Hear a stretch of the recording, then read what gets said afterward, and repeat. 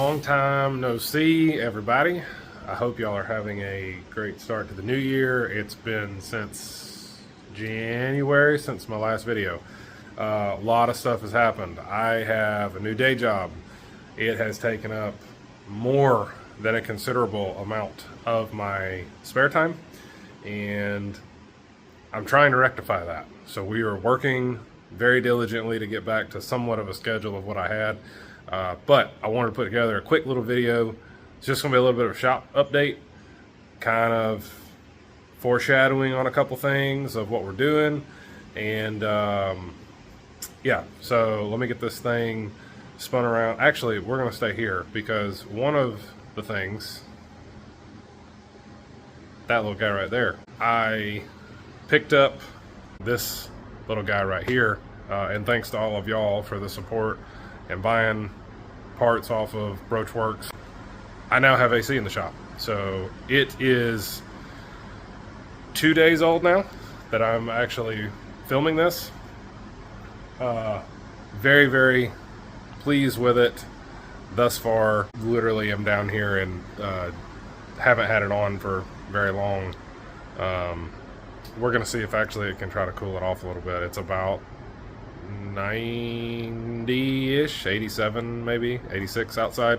So we'll see. We'll run this. Not done. I want to get a fan to kind of circulate some of the cool air around. But my shop is not insulated, as you can tell by the walls. It is strictly roof and my front wall that faces the sun in the afternoon insulation. So interested to see. This is a Sinville unit. Came highly recommended. Like I said, pleased with it, pleased with the kit so far. Just very new, so we're gonna see how it works. The other thing you can see, obviously, the WJ is inside the shop. We are gonna tear into this thing soon and get the motor pulled. I do have a donor with a good motor, so very excited to get that taken care of, get the wife into something on the trails with me whenever I take the CJ out. Obviously you can see we got boxes here, more boxes over here, my mess of a workbench post air conditioner install, and a whole bunch more net pocket Molly pouches to make. They are actually called the Trail Folio on the website. Thought that was kind of fitting because they definitely look like a file folder. So thought that was kind of cool. We also, at the beginning of the year and end of last year, built a little bit more storage into the shop. So I have a 4x8 mezzanine built now for a lot more container storage. I've got my wood rack, nice little light underneath, but I am very pleased with how this turned out. I actually had a good friend of mine give me these posts, and they've been sitting outside of my shop, and I whipped up some brackets to hold them all. It is tied in to the building and anchored into the floor, and then I have laminated my rear, I don't know what you want to call them, joist into the metal framing. So very pleased with that. Pretty sweet to have a little extra upgrade as far as that's concerned. I think at some point I may end up tying these two posts together and do another kind of 4x8 deal over to maybe where that shelf is there, and kind of make a little L-shaped thing. But we'll see. Time will tell with that. I do have some more posts, so I just don't know if I want to encroach on my walking space over here by my toolboxes. CJ, basically just been chilling, sitting. We have not done any riding since Windrock last year. Unfortunately, I waited for a very long time to get my fuel injection stuff back from Aces after the ECU fried itself or ate itself or whatever you may have it. I believe that was about a month and a half turnaround time. So have a car show May 2nd in the neighborhood that I want to try to get this to.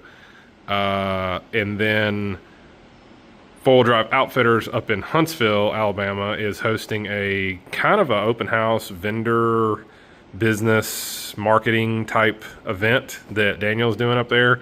I'm going to try to get this thing finished in like good, maybe drive it. I may trailer it. We'll see. But first things first, I want to finish the cage. I know you're like, hey, Thomas, what? The cage looks great.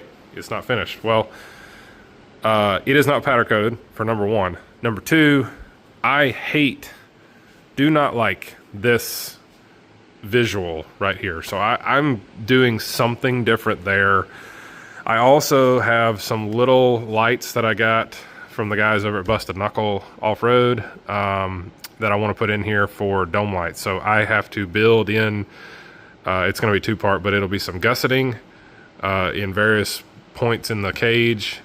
And they are a 3M double-sided tape stick-on. So it'll be a stick-on deal for those. They're very cool. But yeah, this is them. They're literally just a little coin battery, and it's double-sided tape on the back. The coin battery is not replaceable, but they're very reasonably priced. I don't know what they are now. I want to say that I think they were like $4 or $5 a piece.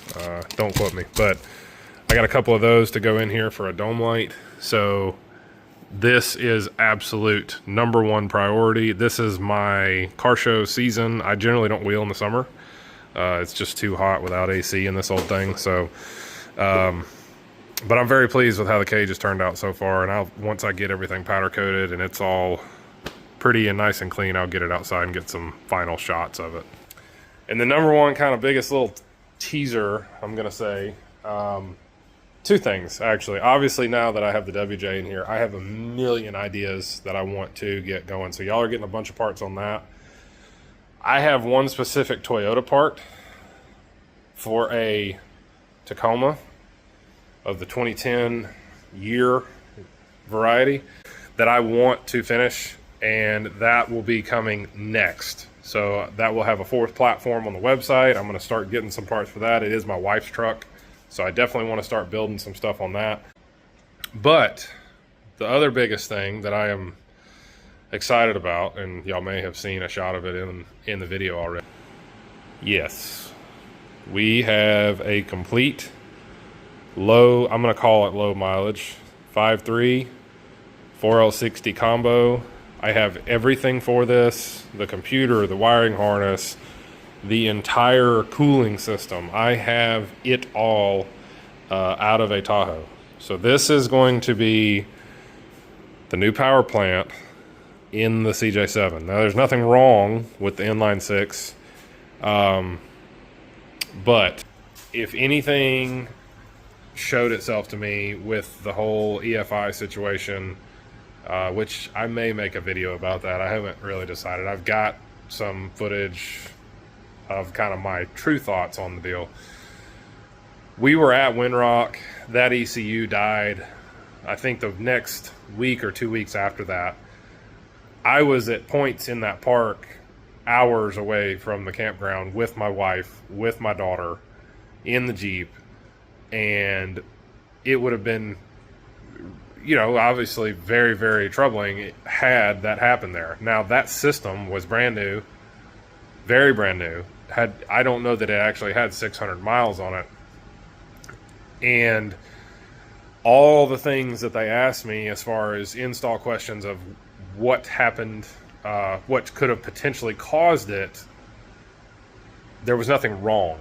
They stated everything I had done was correct. I even went further and sent them pictures of all my wiring, and obviously you can have a short and something can happen, but I've since put a new one back in. They did deem that it was bad up there, and I have not had another issue. So from what I've been seeing online, other Facebook pages, it potentially could be a product situation, which brings me to the 5.3. I really don't want to be another 5.3 Jeep guy, CJ guy specifically, but the fact of it is I can go to any parts store at any part of the country with any accessory that's on the front of this thing, and I know that they're more than likely going to have it in stock, or there's going to be another store locally that has it. So in the event that I do decide to start driving this thing around farther than, you know,